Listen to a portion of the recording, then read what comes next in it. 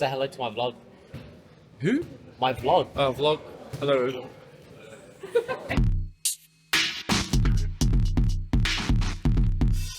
The time is 9:58 a.m. One of the things that stood out the most actually was... Good morning. So the time is 9:58 a.m. We are on the way to get a haircut, and then afterwards I'm going to do a couple of hours of work at the cafe nearby, go to the gym, and then record some content, and then I have a consultation with a potential coach who will be guiding me through the bodybuilding prep. And then we're going to do some more training later in the evening, which I will try and bring the camera and show you guys. But yeah, I'm excited to actually speak to the coach today. I think a lot of people are surprised that as a fitness coach myself, I would go and hire another fitness coach to guide me through. But that's the reality, right? The reality is I have a coach for all areas of my life. I have a coach for my fitness. I have a coach for my business. I have a coach for my mindset. I have a coach for my relationship, and for me, having a coach is invaluable. The best investment that you can ever make is investing in yourself. A lot of people will say invest in the stock market or invest in this or invest in that. But, if you invest in the vehicle that makes the money or goes through life, which is you, you are the vehicle that goes through life. So if you can level yourself up, that investment is going to pay off tenfold for you.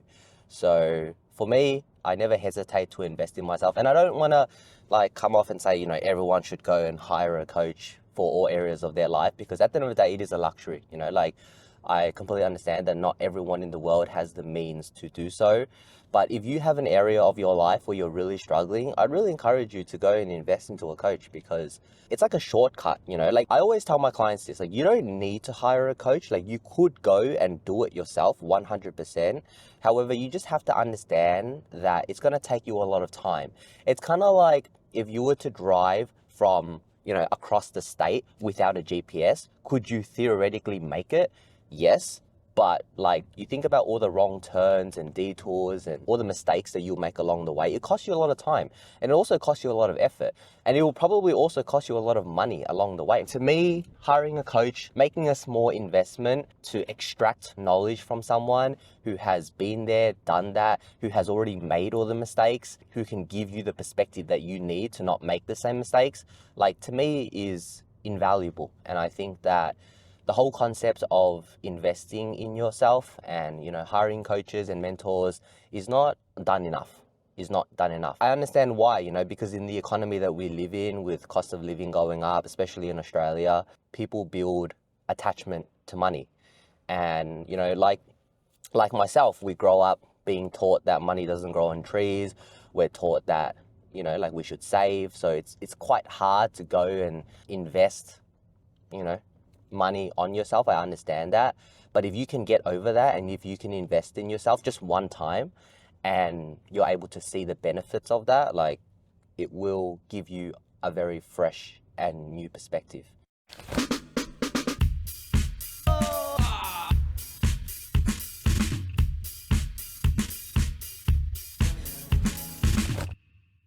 So we just wrapped up the haircut. Now I'm driving to the cafe that I'm going to spend a couple of hours at. Good thing is the cafe is right next to the gym. So once I finish there, I'll just go to the gym right after. But yeah, a really good chat with Donnie. And recently, just because of my own journey, I've been really honing in on the mindset side of things. And I guess the overall mindset and psychology is one thing that I've always been really passionate about. I believe that before you can even do anything in the physical world, you must align yourself mentally first. Your mindset, your thoughts, they dictate everything. So if you can't get that right, then you can't go and do what you want to do in the physical world anyway. So I really have a passion for helping people improve their mindset and just helping people, I guess, perceive life in a different way, because life is what you perceive it. Two people can look at the same situation and perceive it completely differently. As an example, I always give this example of my mum, right? Recently, something in the house broke. It was something in the kitchen. She looked at it and she was super stressed out. And I looked at it and I started laughing. And both me and her are going to try and fix the thing. We're going to end up fixing the thing.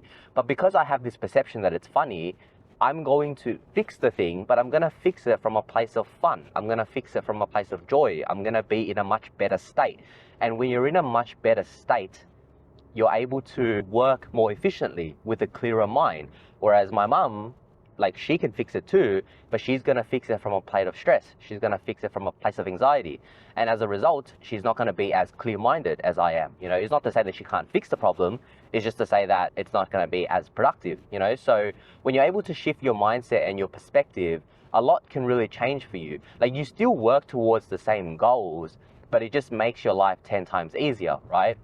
And I guess talking to Donnie today, one of the things that I helped him shift was his mindset around his nutrition. He had this perception that in order to stay consistent with his nutrition, he had to always track his calories. But what he didn't realize was that in this current season of his life, he has a family, he has a kid, he has a business. He doesn't need to track his calories. All he needs to do is just eat mindfully, eat intuitively. And as long as he's maintaining healthy eating principles, he doesn't need to be so intentional about things.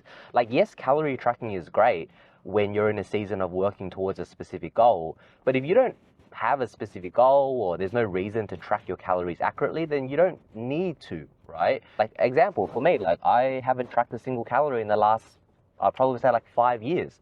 But now, you know, now that I'm considering doing a bodybuilding competition, I will go back to tracking my calories. And we go through seasons, you know, you go through seasons where you will do certain things, but it doesn't mean that just because you do it now, that you have to do it forever. And that is something that I find a lot of people struggle to grasp, especially around things like calorie tracking. You think that just because you track calories once, you have to track calories forever, and it's simply not like that. And the reason why that can be so detrimental is because you kind of box yourself into this mindset where in order to stay consistent with your nutrition, you have to, you know, track your calories and be super strict. And that perception makes sticking to your nutrition so much harder than it needs to be. So for Donnie, like, literally, it's kind of like all he needed was the permission to not track his calories, and he was able to shift his perspective. And now, you know, I guess sticking to his nutrition or staying consistent with his nutrition is going to be so much easier. It really goes to show that it all comes down to your mindset. It all comes down to your perspective. And if you can shift your perspective in a way that serves you, or in a way that, you know, just allows you to lighten the mental load, right? Because these beliefs and these stories that you have in your mind, they can really take ownership over you. And as a result, like, you're just not able to operate from a place of clarity. You're constantly anxious, you're constantly stressed, and it's just not a good place to be.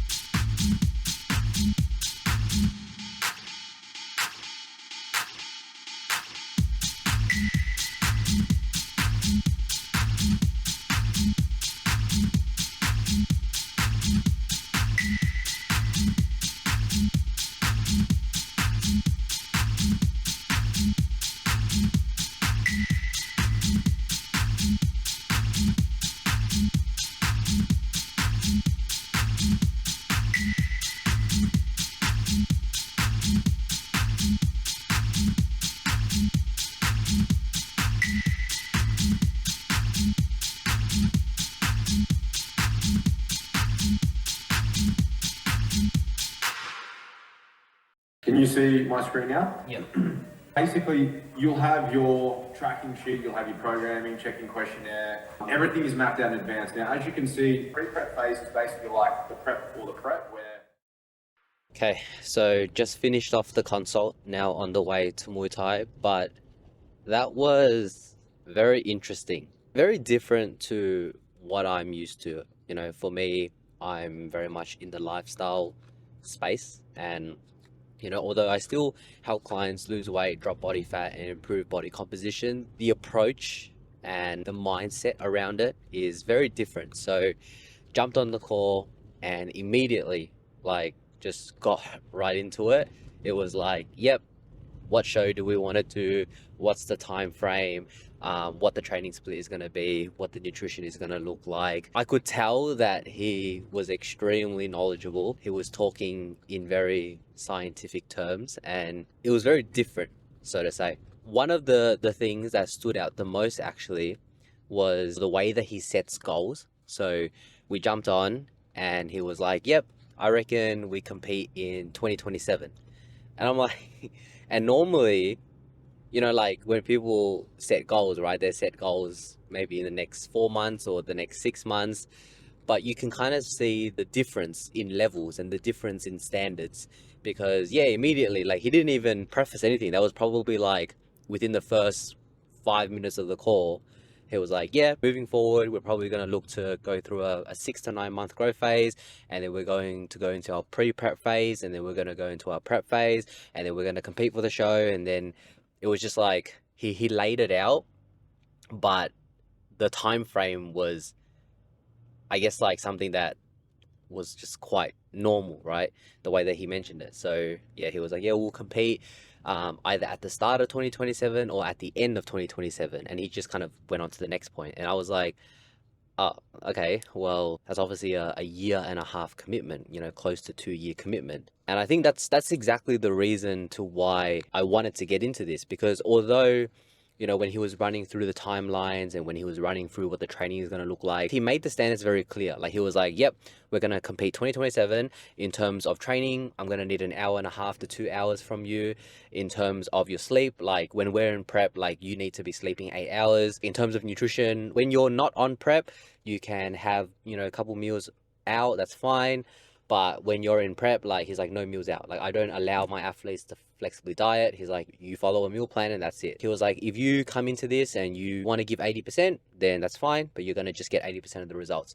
If you give 100% and you're all in, then you will get 100% of the results, and you can win the show and you can get your pro card. And it was very, I guess, logical, very straightforward, right? And you can just tell that he had done this so many times. The standard was just a lot higher. He was very logical with it, very straightforward and very systematic, which is something that I wanted out of this process. And although when I was talking to him, I was thinking in my head, like, far out, I don't know if I can actually stick to this. But that's the exact reason to why I want to do this, right? I haven't set myself a physical goal in quite a while, and I think it's starting to show in a lot of other areas, whether it be, you know, specifically kind of within my business. I believe like how you do one thing is how you do everything. And for me, like what bodybuilding represents and what this competition represents is maintaining a high standard every single day, right? Like the intentionality and the standard is what I'm looking for. Every single day, you eat your macros, you train hard, you train with intention, you sleep well, you have a structure. And he was like, you have to set, you know, in terms of your training times, you train at the same time every single day, you eat your meals at the same times every single day. It was very optimal. And although that was very scary, and that whole concept of rigidity can be a bit scary, I think that's kind of like what I need, because those standards will carry over into my business, into my performance there. And I'm kind of in a position now where, like, I am a leader, right? I'm a leader. I lead people. I'm responsible for people. I'm, you know, responsible for people's well-being. So I have to ensure that I am also at a high standard. And when you maintain that standard day in and day out, it puts you in a specific state. You are in a state of confidence. You are in a state of energy. You are in a state of certainty. And that allows you to move through life with a sense of conviction. And I think that's what I'm looking for. So although it wasn't a soft experience, you know, I'm very used to jumping on calls with people and talking about, you know, why this is so important to you and, you know, what is this going to do for you, and going down the emotional route. But it was very, like, not cutthroat, but for lack of a better word, it was pretty cutthroat. So yeah, I'm looking forward to this over the next 18 months or so. Let's kind of see what we can do. Let's see what we can achieve. And hopefully in 2027, we make it there, and you know, we get on stage, win or lose, we give it our all. Yeah. Say hello, bro. Hello. Say hello to my vlog.